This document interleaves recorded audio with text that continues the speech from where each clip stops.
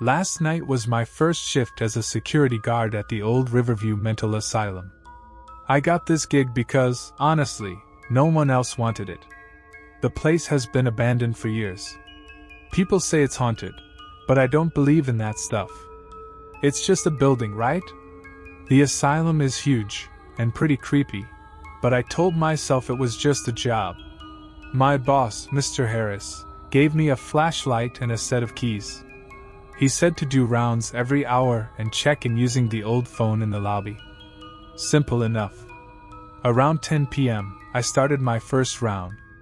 The place smelled musty, and there were weird noises, but it was an old building. Pipes creak, and wind blows through broken windows. No big deal. As I walked through the halls, I kept feeling like someone was watching me. But every time I turned around, there was no one there. Just empty rooms and broken furniture. I shrugged it off. Imagination can play tricks. About midnight, I found this old journal in the security office. Looked like it belonged to the last guard, someone named Jake. I was curious, so I started reading. The first few entries were pretty normal.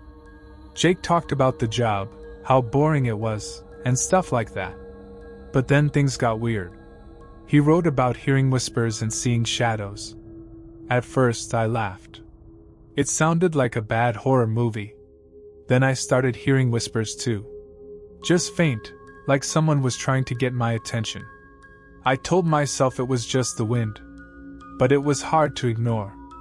Around 2 a.m., I took another look at the journal.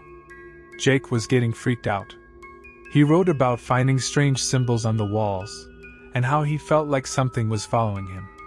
The more I read, the more I started to feel like Jake. Unsettled. I decided to do another round to clear my head. This time, I went to the basement. I had been avoiding it because, well, basements are creepy. But I had a job to do. The basement was dark and smelled worse than the rest of the place. My flashlight barely cut through the darkness. I kept hearing noises, like footsteps behind me.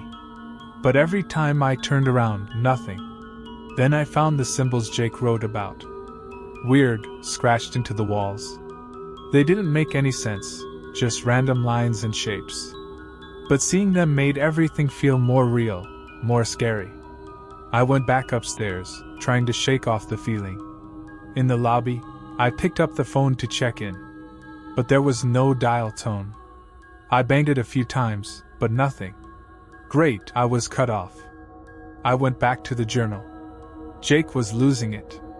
He wrote about seeing things move out of the corner of his eye, hearing screams that no one else could hear. He was sure the place was haunted. His last entry just said, "It's here." That's when I heard it. A loud crash from the direction of the basement. I didn't want to go back, but I had to check it out. My heart was racing. I told myself it was probably just a raccoon or something. In the basement, I found the source of the noise. A bunch of old equipment had fallen over. But I knew it hadn't been like that before. Something or someone had moved it. Then I saw the door. It was a heavy, metal door I hadn't noticed before, partly hidden behind some shelves. It was slightly open. Against my better judgment, I pulled it open and went inside. It was a small room, empty except for a chair in the middle. The walls were covered in more of those symbols. And in the chair was another journal. I picked it up, hands shaking. This journal was older, the pages yellowed and brittle. The entries were short, frantic. They talked about strange rituals and something called the Watcher. The last page just had one line. "Do not open the door." I heard the door slam behind me. I ran to it, tried to open it, but it was locked tight. I banged on it, shouted, but no one was there to hear me. The whispers started again, louder this time, surrounding me. I don't know how long I was in there. Eventually, the door creaked open. I bolted out and didn't look back. I grabbed the journal and ran to the security office. I spent the rest of the night there, too scared to move. When Mr. Harris showed up in the morning, I told him everything. He just shook his head and said, "You're not the first." He took the journal from me and said I could go. I don't think I'll go back. Whatever is in that place, it's not just in my head. I don't know what happened to Jake or the others, but I'm not sticking around to find out. If you ever get offered a job at Riverview Mental Asylum, don't take it. Trust me, it's not worth it. I left Riverview Asylum that morning, but the place never really left me. The whispers, the shadows, the strange symbols, they were stuck in my mind. I tried to forget, but every time I closed my eyes, I saw that dark basement and heard the whispers growing louder. For a week, I couldn't sleep. I kept the lights on all night, convinced that the darkness would bring back whatever was in the asylum. I didn't go back to work. I didn't go anywhere. I just stayed home, trying to stay awake, trying to stay safe. One night, I couldn't fight it anymore. Exhaustion took over, and I fell asleep. That's when the dreams started. Dreams of the asylum, of being trapped in that basement, of something coming closer, whispering my name. I woke up drenched in sweat, heart racing, feeling like I was back there again. I thought about calling Mr. Harris, but what would I say? That I was losing my mind because of a night at an old, abandoned asylum? He wouldn't believe me. No one would. Then, the whispers started in my apartment. At first, they were faint, just like in the asylum. I tried to ignore them, telling myself it was all in my head. But they got louder, more persistent. I couldn't escape them. One night, I woke up to find symbols scratched into the walls of my bedroom. The same symbols from the basement. My hands were raw and bloody, like I'd done it myself in my sleep. But I didn't remember anything. I knew I had to go back. I had to end this, whatever it was. I grabbed a flashlight and headed back to Riverview Asylum. It was dark and deserted, just like before. The front door was unlocked, like it was waiting for me. I made my way to the basement. The air was thick, suffocating. I found the metal door and stepped inside the small room. The chair was still there, and so was the old journal. But now, there was something else. A mirror on the wall opposite the chair. In the mirror, I saw myself. But it wasn't just me. There was something else behind me, a dark shape, its face twisted and unrecognizable. I turned around, but there was nothing there. I looked back at the mirror, and the shape was closer. The whispers were deafening now. They filled the room, echoing off the walls. I couldn't understand the words, but I knew they were talking about me, to me.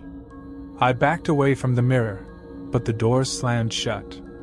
I was trapped. The dark shape in the mirror was right behind me, its breath cold on my neck. I felt its hands on my shoulders, pulling me back, pulling me into the mirror. I screamed, but no sound came out. The whispers were inside my head now, drowning out everything else. The last thing I saw was my own terrified face in the mirror, and the dark shape closing in. Now I'm here in the mirror. Trapped. I can see you reading this. I can hear your thoughts. I know you're curious. But trust me, don't come back to Riverview Asylum.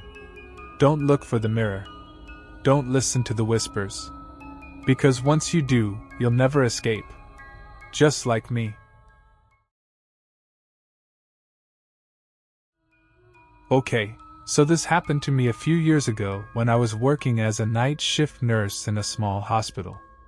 I've never really shared this in detail before, but here goes. It was a regular Tuesday night, and I was just finishing up my rounds. The hospital was pretty quiet, as it usually is at night. Around 2 a.m., I was sitting at the nurse's station, just going over some patient charts, when the phone rang. That was unusual because we almost never get calls that late. I answered it, and there was this voice on the other end, sounding weak and scared. "Hello? Please, you have to help me. I'm still here. They said I was dead, but I'm not. I'm trapped in the basement." The voice sounded familiar, but I couldn't place it. I asked who it was, and the person said their name was Mr. Thompson. Now, Mr. Thompson was an older man who had died earlier that day. I was the one who helped prepare his body for the morgue. I thought this was some kind of sick prank, so I hung up. But then the phone rang again, almost immediately. It was the same voice, still begging for help, saying he was cold and alone in the basement. I was really freaked out at this point, but I tried to stay calm. I decided to check the basement just to be sure. Maybe someone was playing a joke, or maybe it was some kind of weird coincidence. I grabbed a flashlight and headed down. The basement was mostly used for storage and old equipment, and it was always kind of creepy. As I walked through the dimly lit corridors, I kept thinking I heard footsteps behind me, but every time I turned around, there was no one there. When I got to the morgue, I found it locked, just as it should be. I used my key to get in and check the cold storage units. Mr. Thompson's body was right where we had placed it, completely lifeless. There was no way he could be making phone calls. I started to think maybe I was just really tired and hearing things. I went back to the nurse's station, but as soon as I sat down, the phone rang again. I didn't want to answer it, but I had to know what was going on. It was Mr. Thompson again. This time, he sounded more desperate. He said, "Please, you have to believe me. They did something to me. I'm not supposed to be dead." I asked him what he meant by but all he said was, "Look at Dr. Caldwell's files. Please, before it's too late." Dr. Caldwell was one of the senior doctors, and he had been acting a little strange lately, but I never thought much of it. I decided to check his office. Maybe there was some clue there. His office was on the same floor, so I didn't have to go far. I used my key to get in and started looking through his desk. In the bottom drawer, I found a folder marked Project Lazarus. Inside were documents and notes about some experimental procedures he had been doing. It looked like he was trying to find a way to bring people back to life, but the notes were scattered and incomplete. There were references to using certain chemicals and equipment that we didn't have at the hospital. My hands were shaking as I read through them. There were also photos of patients who had supposedly died, with notes about how they had been revived temporarily but then died again. Then, I found a recent note about Mr. Thompson. Dr. Caldwell had written that the experiment seemed successful, but the subject was unstable. It hit me then that Mr. Thompson might really be alive somewhere in the hospital, but hidden away. I had to find Dr. Caldwell. I left the office and headed to his house. He lived close by, so it didn't take long. I banged on his door until he answered, looking annoyed and sleepy. I confronted him with what I found, and at first he tried to deny it, but then he broke down and admitted everything. He said he had been experimenting with a new drug that could potentially bring people back to life, but it wasn't perfected yet. Dr. Caldwell confessed that Mr. Thompson had indeed been revived, but when he showed signs of distress, Caldwell panicked and sedated him, thinking he'd finish the procedure later. He locked Mr. Thompson in a hidden room in the basement to keep it all quiet. I demanded he come back with me to the hospital to fix this. We rushed back, and Dr. Caldwell led me to the hidden room. It was behind a panel in the morgue that I would have never found on my own. Inside, Mr. Thompson was lying on a gurney, hooked up to various machines. He was weak but alive. When he saw us, he started crying, begging for help. Dr. Caldwell quickly began working on stabilizing him. I watched, feeling a mix of horror and relief. Dr. Caldwell used a series of injections and adjusted the machines. After a while, Mr. Thompson's condition seemed to improve. He was still weak but no longer in immediate danger.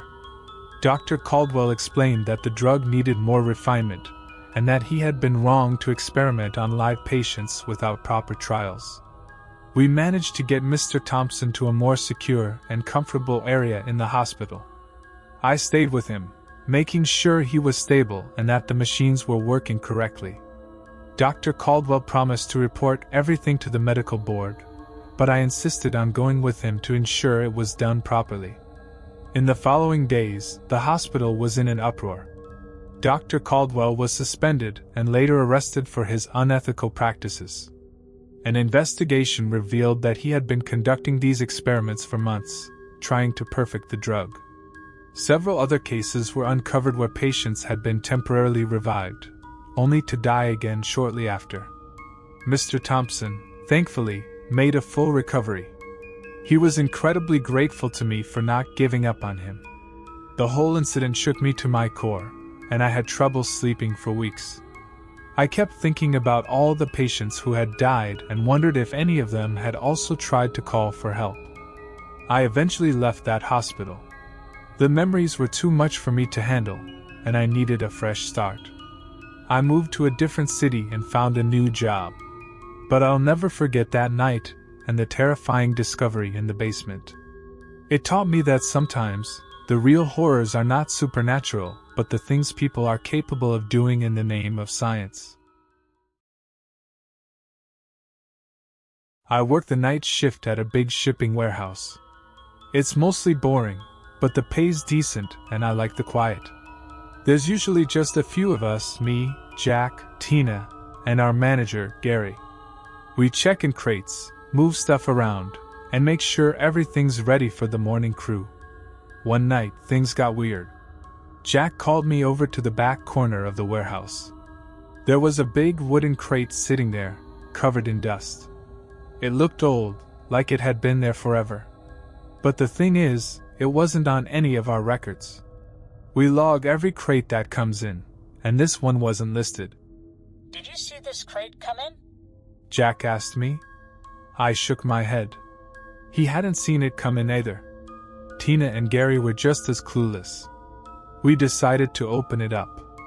Maybe it was just an old, forgotten shipment. We pried the crate open and the smell hit us first. It was awful, like rotting meat.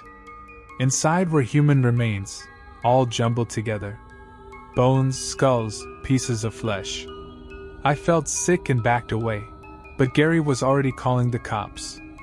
The police came, taped off the area, and took the crate away. We thought that was the end of it.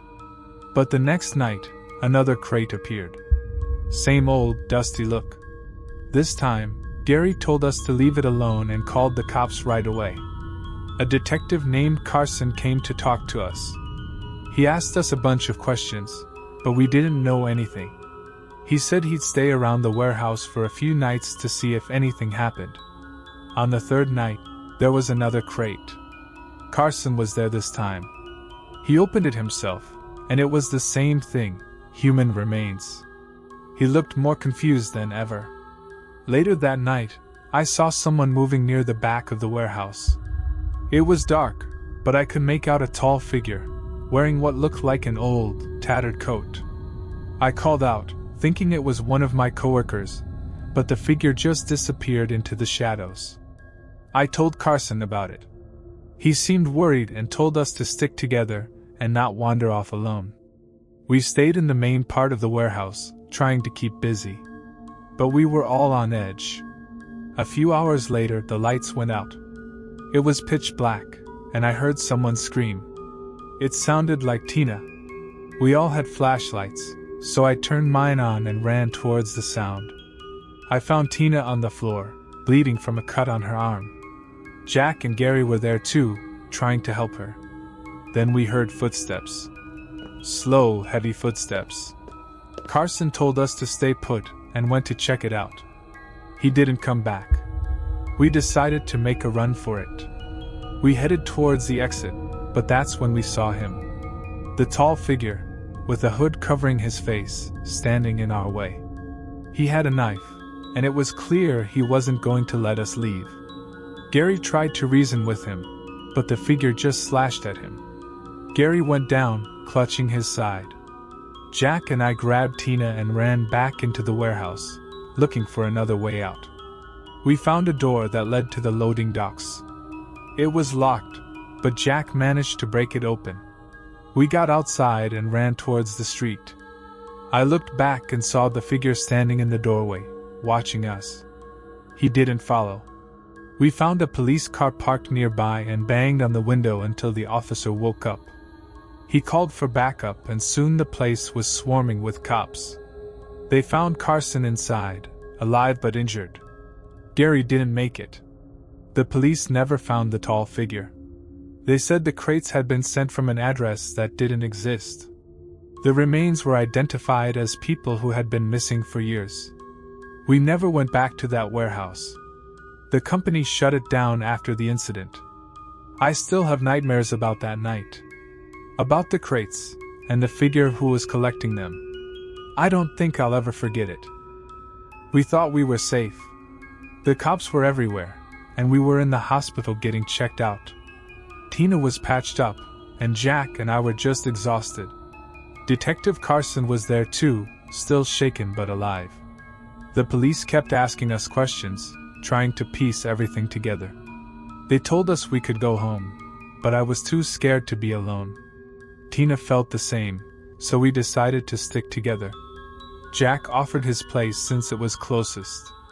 We figured we'd be safer together, at least for the night. We got to Jack's apartment and locked every door and window. None of us could sleep.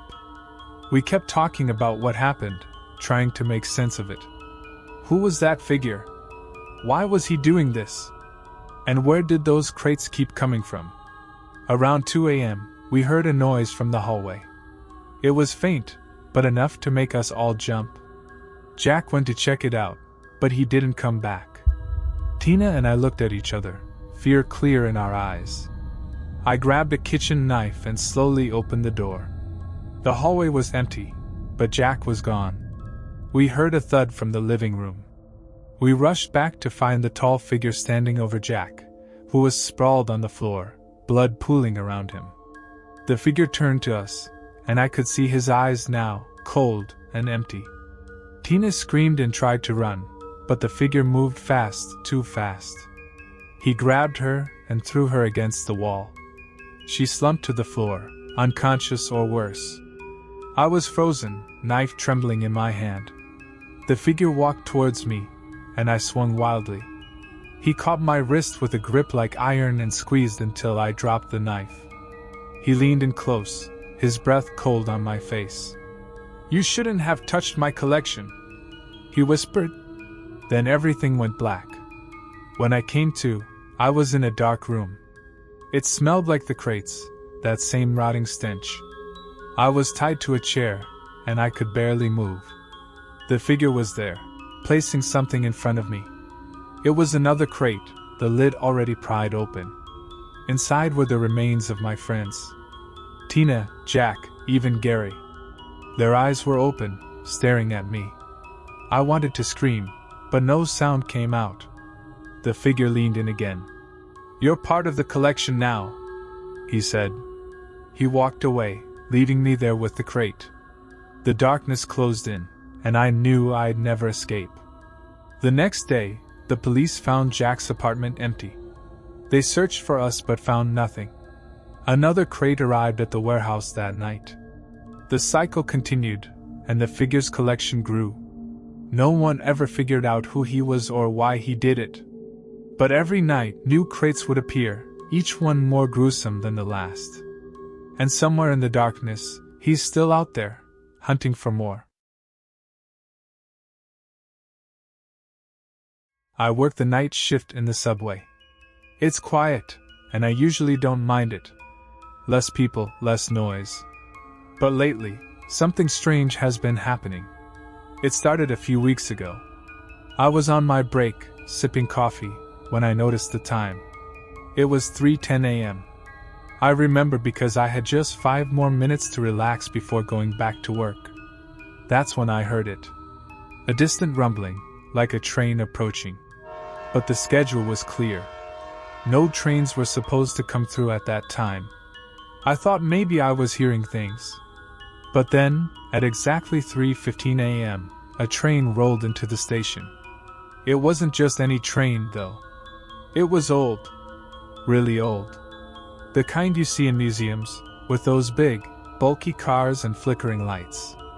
I felt uneasy, but I walked closer to get a better look. There were passengers on the train. They all looked off. Their clothes were torn and dirty, and their faces were pale. No one looked at me. They just stared straight ahead, like they were in a trance. The doors opened, and a few more passengers got on. I swear I could almost see through them. The train stayed for about a minute, then left. I stood there, trying to make sense of it. I even checked the schedule again. Nothing. I went back to my post, trying to convince myself I was just tired. The next night, I was curious. I waited, watching the clock. Sure enough, at 3:15 a.m., the same train came. More passengers got on. This time, I noticed something else. Some of the people looked familiar. I couldn't place them at first, but then it hit me. They were victims of subway accidents I'd heard about over the years. There was the woman who had fallen onto the tracks last year, and the guy who had a heart attack on the platform. Was this a ghost train? I wanted to tell someone, but who would believe me? I decided to keep quiet and see what happened. Every night the train came. Every night, more and more passengers got on. I started keeping track. I found old news articles and accident reports. It was them, all of them. Every single one had died in a subway accident. One night, I decided to get closer. I wanted to see if I could talk to them, or at least get some answers. As the train pulled in, I stood right at the edge of the platform. The doors opened, and I tried to catch someone's eye. But they all ignored me, like always. Then, something happened. One of the passengers, a young girl, looked right at me. Her eyes were empty, but she pointed at the train. I didn't understand at first. She pointed again, more urgently. I felt a pull, like something was drawing me toward the train. I wanted to step back, but I couldn't. I stepped onto the train. It was freezing inside. The lights flickered, and I could hear whispers. I walked through the car, looking at the passengers. They didn't move or react. The train started moving, and I felt panic rising. What had I done? We went through the tunnels, and I saw flashes of scenes outside the windows. Accidents. Every terrible thing that had happened in the subway over the years. I felt sick. I wanted to get off, but there was no way out. The train finally stopped. We were at a station I didn't recognize. It was dark and empty. The doors opened, and the passengers started to leave. I followed them, unsure of what else to do. As I stepped onto the platform, I saw something that made my blood run cold. There was a poster on the wall with my picture on it. It was an obituary. I stumbled back, trying to make sense of it.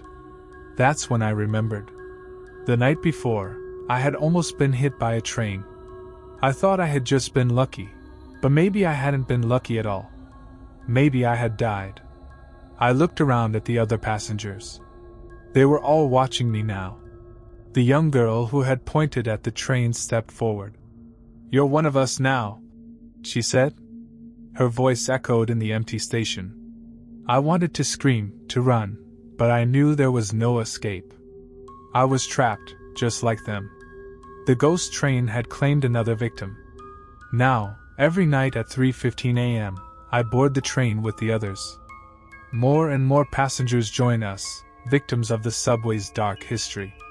We ride through the tunnels, forever bound to the tracks, waiting for the next soul to join our ranks.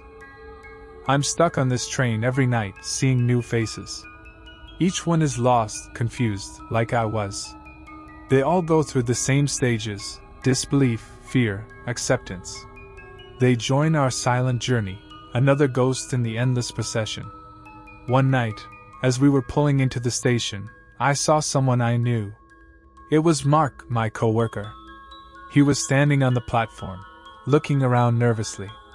I tried to shout, to warn him, but no sound came out. He couldn't see me, couldn't hear me. The train stopped, and the doors opened. I watched in horror as he stepped on, his face pale. Mark walked through the car, looking at the passengers. He didn't recognize any of them at first. Then he saw me. His eyes widened in shock. "John, is that you?" he asked. I nodded, trying to convey the danger he was in. "What happened? How are you here?" he stammered. I pointed to the poster with my obituary, now updated with his picture as well. His face went even paler as he read it. "No, this can't be happening," he whispered. The train started moving again, and Mark grabbed onto a pole, looking around frantically. "We need to get off this train," he said, panic in his voice. But I knew it was useless. Once you're on, there's no getting off. We went through the tunnels, the scenes of accidents flashing by. Mark watched in horror, realizing the truth. "We're all dead, aren't we?" he said finally. I nodded again. Tears welled up in his eyes. "I don't want to be here," he said, his voice breaking.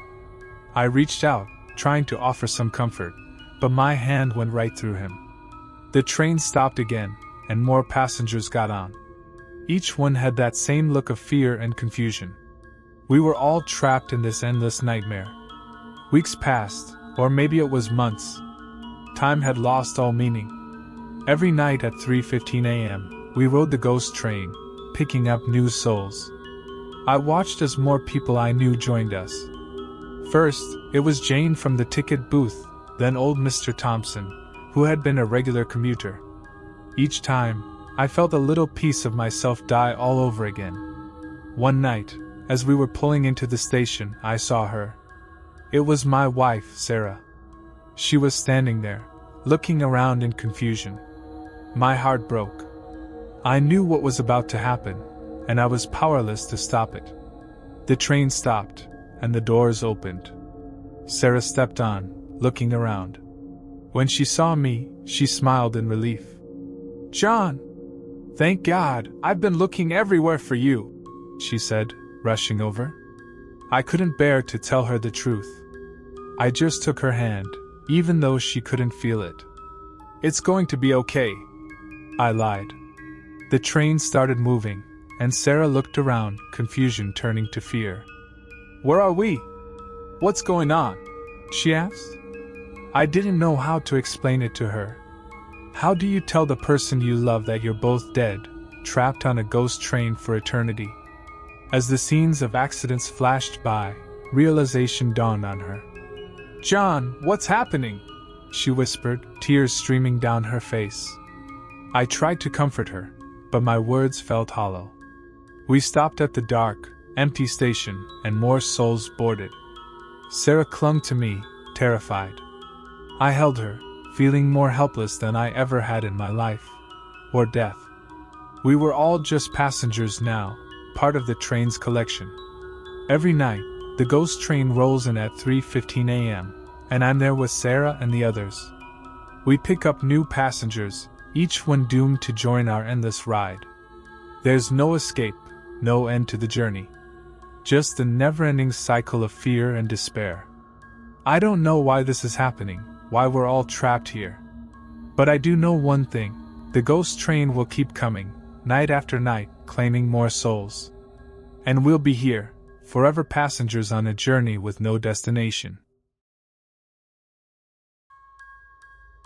So, I've been working at this old lighthouse for about 6 months now. It's pretty isolated, just me and the sea, which I thought was cool. I liked the peace and quiet. But things got weird last week, and I need to get this off my chest. It started on a Wednesday night. I was up in the tower, making sure the light was working fine. The fog was thick, like you couldn't see your hand in front of your face. I was used to the fog, but this night felt different, like the air was heavy with something. I shrugged it off and went about my routine.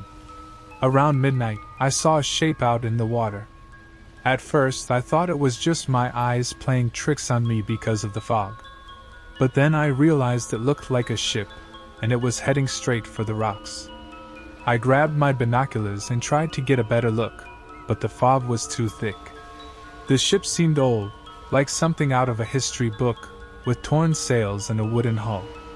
I freaked out and started signaling with the light, trying to warn the ship. But it kept coming, slow and steady. My mind raced with thoughts of a shipwreck, people needing help. But just as it got close, the ship vanished. 1 second it was there, the next it was gone. I thought maybe I was losing it, that the isolation was messing with my head. The next night, the same thing happened. The ship appeared again, a bit closer this time. I watched it for a long time, trying to figure out what was going on.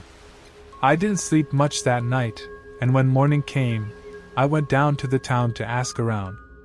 The old-timers at the diner looked at each other when I mentioned the ship, then told me about the Silver Maiden, a ship that wrecked off the coast over 100 years ago. They said no one survived and that the ship was cursed. I wasn't sure what to believe, but I couldn't ignore what I was seeing. The next few nights, the ship kept coming, each time a little closer. It felt like it was trying to reach the shore to reach me. I started feeling like there was something I was supposed to do, some message I was supposed to get. On the 5th night, I had a dream. Or maybe it was a vision, I don't know. I saw a man in old-timey clothes, a sailor. He was standing on the deck of the ship, looking straight at me. He didn't say anything, but I felt like he was asking for something, like he needed my help.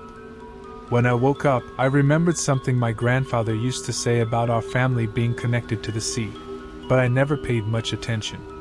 The next night, the ship was almost at the rocks. I felt this weird pull, like I had to go down to the shore. So I did. As I got closer, I saw a piece of wood from the shipwreck sticking out of the sand.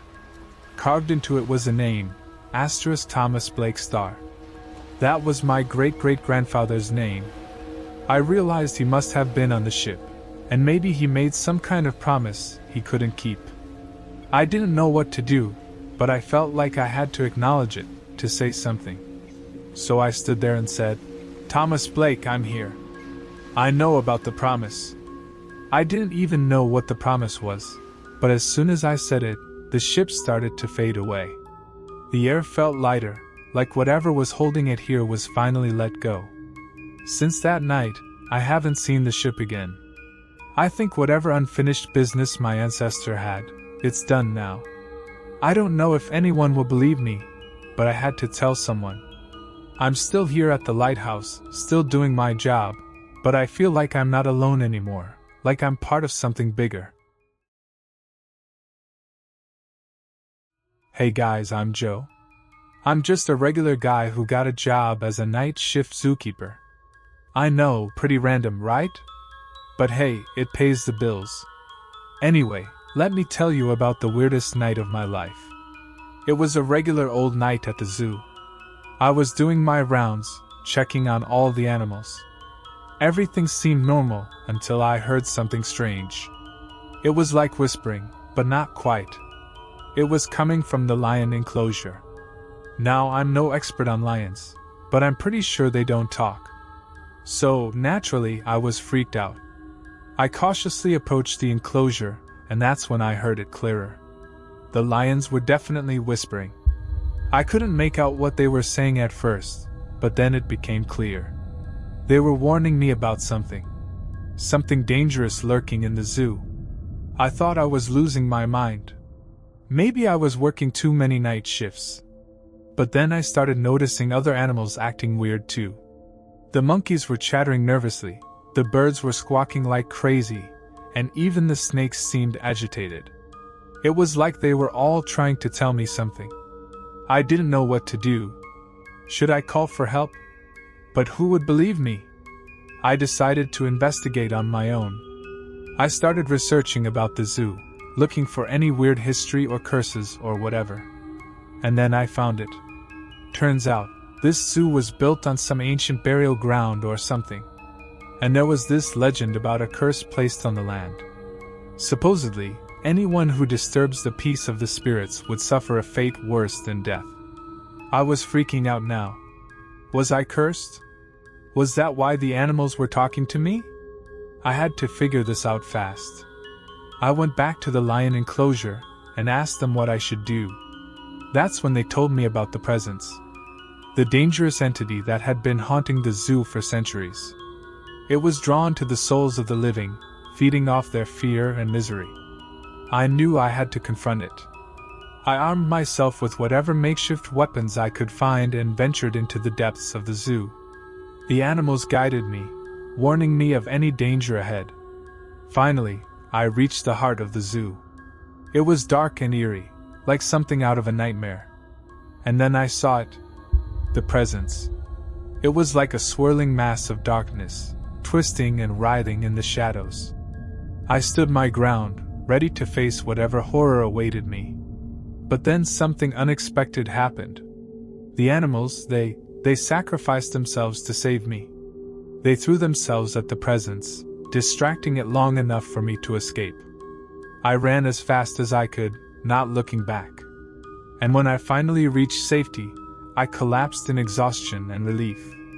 The curse was broken, the presence banished from the zoo forever. But the memory of that night still haunts me. The animals, they gave their lives to protect me. And I'll never forget the sacrifice they made. The zoo's whisper will always echo in my mind, a reminder of the horrors that lurk in the darkness.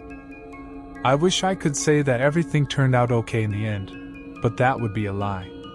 The truth is, the presence was too strong, too powerful for me to defeat on my own. As I fled from the heart of the zoo, I could hear the screams of the animals echoing in my ears. I thought I had escaped, but the presence followed me.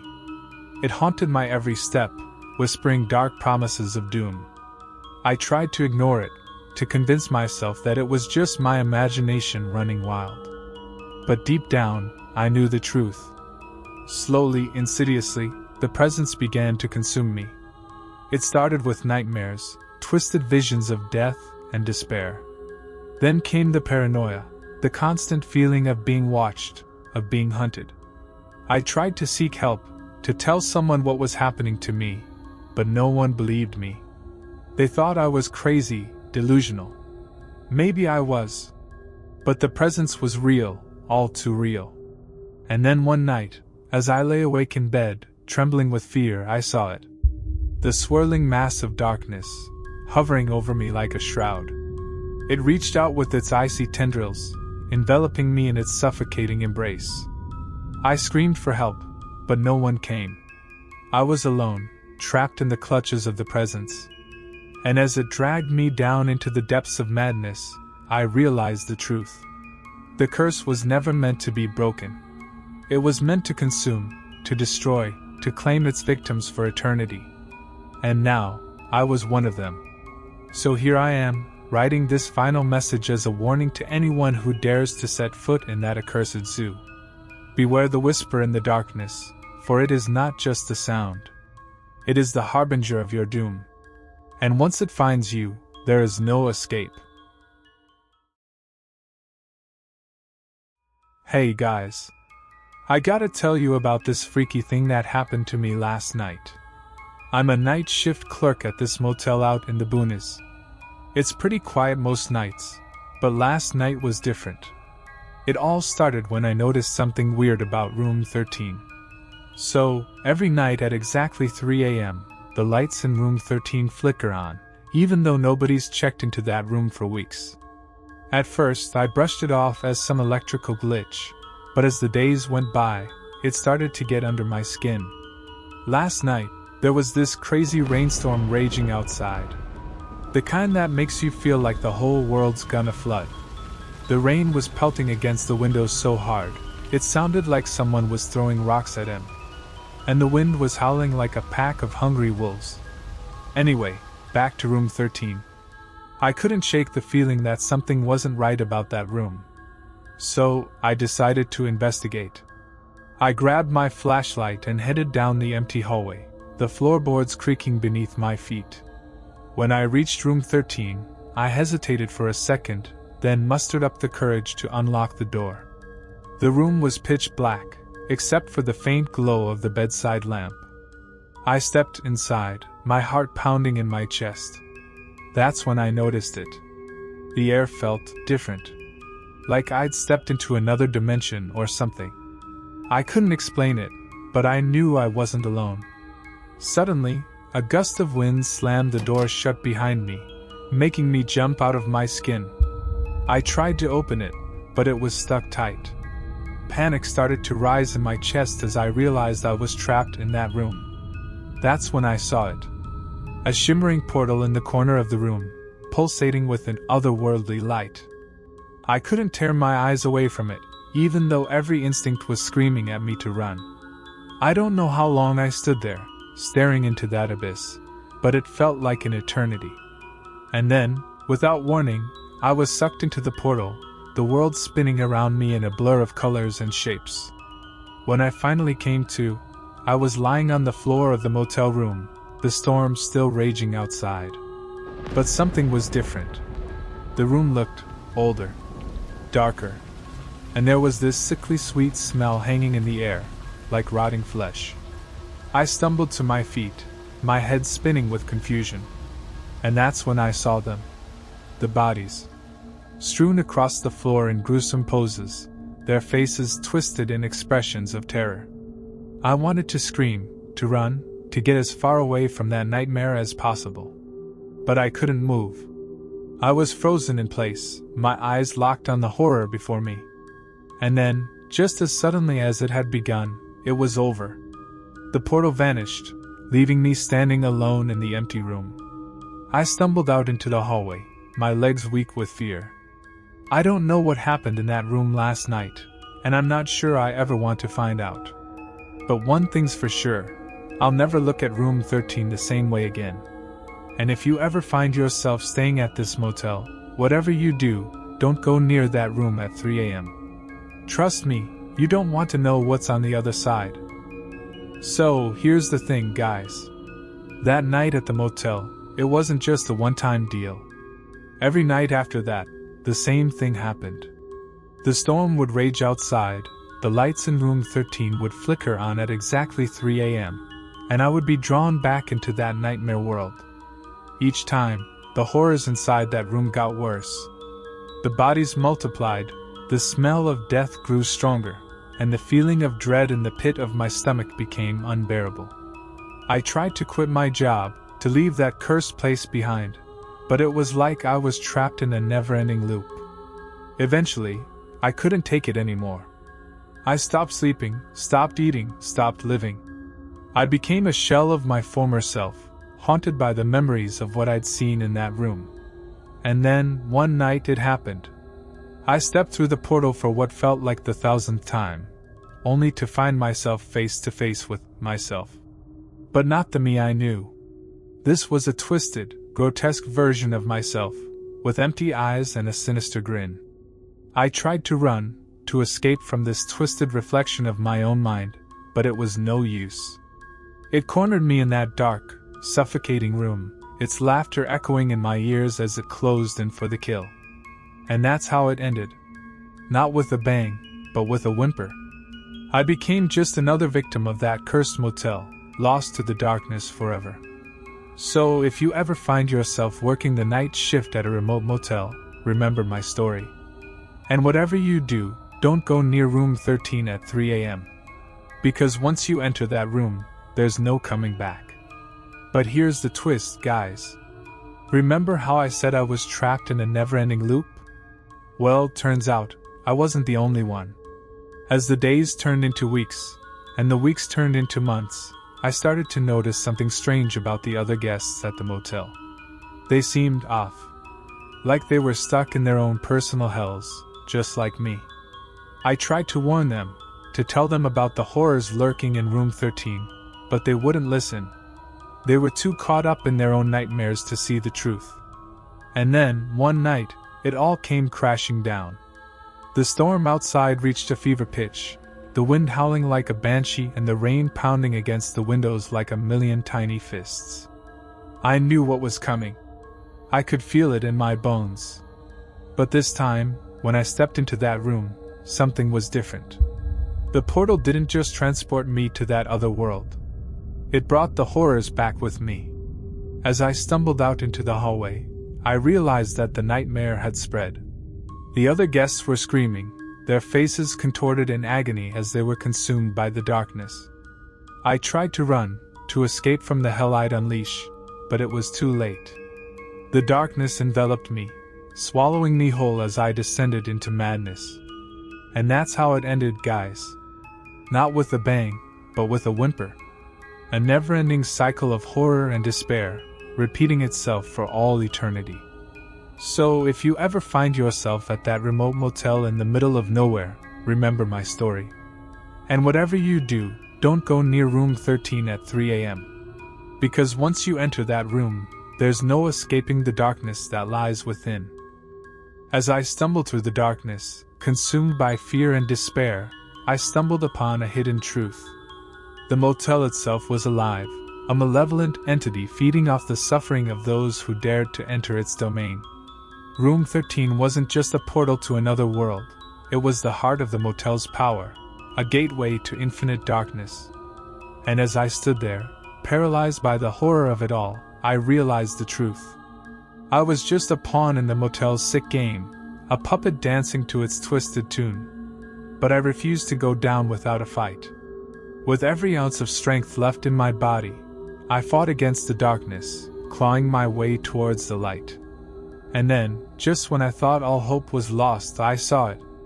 A glimmer of light at the end of the hallway, beckoning me towards salvation. With one final burst of energy, I raced towards the light, the darkness hot on my heels. But as I reached out to touch it, I realized the horrifying truth. The light wasn't salvation. It was just another trap, another illusion created by the motel to lure me into its clutches. And as the darkness enveloped me once more, I knew that this was how it would end. Trapped in an endless cycle of horror and despair, doomed to repeat the same nightmarish existence for all eternity. So if you ever find yourself at that remote motel in the dead of night, heed my warning. Stay far away from room 13, and whatever you do, don't let the darkness consume you. For once it takes hold, there's no escaping its grip.